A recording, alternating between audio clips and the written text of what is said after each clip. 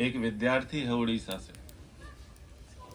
10वीं की परीक्षाएं सीबीएसई की उसकी होने वाली हैं, और जैसे ही परीक्षाएं आरंभ होती हैं हाथ पांव फूलने लग जाते हैं। आपने वो एक वीडियो भी देखा होगा, बोले गुरुजी जब स्कूल जाता हूं तो पेट में दर्द शुरू होता है।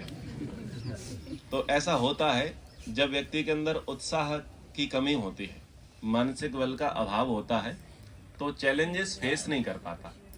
जो बड़ा परीक्षा का समय होता है उसको फेस नहीं कर पाता, डरता है, उसको उतना आत्मविश्वास नहीं होता।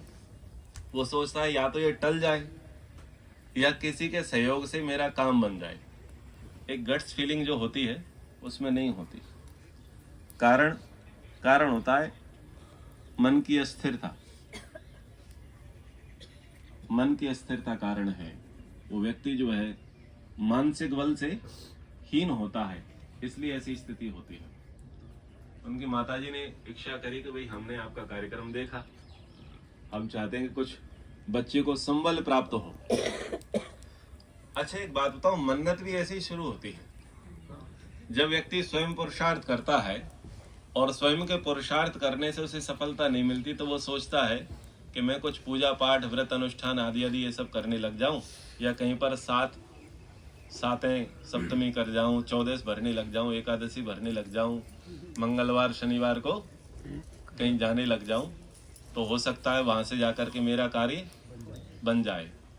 तो भाई हम उस परंपरा वाले नहीं हैं कि आप परीक्षा दो और हम आपके लिए हवन करें और आप पास हो जाएं। ठीक है, तो ये मन्नत वाला आप भाव लेकर के ना चलें। आपने इच्छा रखी है कि हम आपके लिए प्रार्थना करें, तो प्रार्थना तो आपको भी करनी होगी। पूज्य गुरुदेव बोलते हैं सफलता का सूत्र प्रार्थना प्लस पुरुषार्थ बराबर सफलता। प्रार्थना भी स्वयं ने करनी है, पुरुषार्थ भी स्वयं ने करना है, और सफलता भी स्वयं को होना है। सफलता स्वयं को प्राप्त करनी है। God help those who help themselves. ईश्वर उसी की सहायता करता है जो अपनी सहायता स्वयं करता है।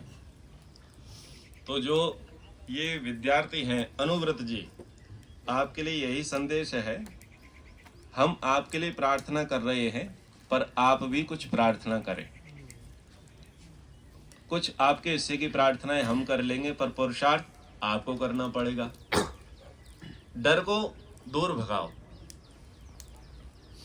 और फेल हो जाओगे तो कोई कुंभ थोड़ी है जो 12 वर्ष में आएगा। अरे अगले वर्ष फिर आ जाएगा। और पास होना कोई जीवन की सफलता है क्या? बच्चे ऐसा सोचते हैं कि अगर मैं फेल हो गया तो मेरा जीवन खत्म, और फिर वो क्या करता है, उसकी लड़ाई चलती है किससे? पंखे के साथ। एक दुपट्टा लेगा बहन का और फिर पंखे से लड़ाई लड़ेगा। बोले एक गला तेरा बांधूंगा, एक गला मेरा बांधूंगा, देखते हैं पहले कौन लटकता है कौन टपकता है। और उसमें होता क्या है कि पंखा तो लटका रह जाता है और ये टपक जाता है।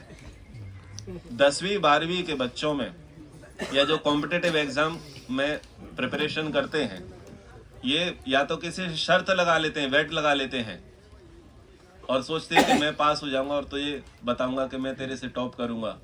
या कुछ में मनोबल की कमी होती है, आत्मबल की कमी होती है, और ऐसे में वो बच्चे कहाँ तक चले जाते हैं? आत्महत्या तक चले जाते हैं। तो ऐसा नहीं करना है। परीक्षा को हवा मत बनाओ, ये ध्यान दो। हमारे मामा हमसे कहते थे, वो डायलॉग मैं आपको सुनाता हूँ, बेटा परीक्षा है अगले साल फिर आ जाएगी, कोई कुंभ थोड़ी है जो 12 वर्ष में आएगा। हाँ, इसलिए ज्यादा नहीं डरना। और अंग्रेजी पढ़ाई पढ़ करके लॉर्ड मैकाले के मानस पुत्र बनने से क्या होगा? अंग्रेजी पढ़ाई पढ़ के तो नौकर ही बनना है। तो नौकर बनने के लिए जन्म लिया है क्या? शासक बनो। क्या बनो? शासक बनो। नौकरी दो, नौकरी लो मत। अपना विजन भी बड़ा रखना है। तो आपके लिए हम ये संदेश देते हैं कि आप सुबह उठें और 5 मिनट 10 मिनट ओम का लंबा उच्चारण करें। दीर्घ श्वास लेकर के आप अच्छे से ओम का उच्चारण करें। गायत्री मंत्र का आप ध्यान करें। गायत्री मंत्र से अच्छी दिनचर्या रखें। सूर्य नमस्कार करें, और एक समय में एक काम करें, एक समय में अनेक काम ना करें। भोजन करते समय भोजन करें, टीवी ना देखें, मोबाइल ना चलावें, एक समय में एक कार्य करने से एकाग्रता बढ़ती है, प्रसन्नता होती है। और डरे नहीं, डरेंगे तो हमेशा पीछे रह जाएंगे। इसलिए अपने डर को दूर भगाओ। कठिनाइयां जो हैं वो आपको सिखाती हैं। और हमारे आचार्य दिनेश जी एक सूत्र बताते हैं। वो सूत्र बताते हैं कि व्यक्ति खाली हाथ तो कभी नहीं होता। यदि आपने पुरुषार्थ किया तो आपको माल मिलेगा। यदि आपने पुरुषार्थ किया और आप सफल हो गए तो आपको क्या मिला? माल मिला। और नहीं तो आपको ज्ञान मिला। खाली हाथ थोड़ी है। आप असफलता क्यों कहते हैं उसे? आप उसे कहो ज्ञान, मुझे इतने का ज्ञान मिल गया। कुछ बर्बादी कर दी, बर्बादी करके क्या मिला? ज्ञान मिला। खाली हाथ है क्या व्यक्ति? खाली हाथ नहीं है। गीता में कृष्ण जी यही कहते हैं, भाई या तो जीतोगे तो राज्य मिलेगा, और लड़ते लड़ते अगर चले गए तो स्वर्ग मिलेगा। तेरे तो दोनों हाथ में लड्डू हैं। धरती पे रहेगा तो धरती का राज्य मिलेगा, नहीं तो स्वर्ग पक्का है। मरने का विकल्प ही नहीं है, हारने का हमारे यहाँ विकल्प ही नहीं है। इसलिए हार को, डर को दूर भगाओ। आप ऐसा थोड़ा अच्छा सा पुरुषार्थ करें और मनोबल बना करके रखें। आपकी माताजी के द्वारा 2100 रुपए का सहयोग प्राप्त हुआ है। अब चूंकि आप बच्चे हैं इसलिए आपको इतनी सारी बातें हमें बतानी पड़ रही हैं, ठीक है। बड़े होते तो बस 2 मंत्रों में शुभकामनाएं दे करके फ्री हो जाते। पर ये क्रिटिकल मामला है। 10वीं 12वीं की कक्षा होती है, बच्चों का शैशव काल होता है, यौवन काल होता है, टीनेजर्स होते हैं, वो उतने समझते नहीं हैं। इसलिए इतनी सारी बातें रखी हैं। तो आप इन चीज़ों का ध्यान रखें। अच्छा खान पान करें, शाकाहार अपनावें, दूध पीवें। हाँ, दूध पीवें।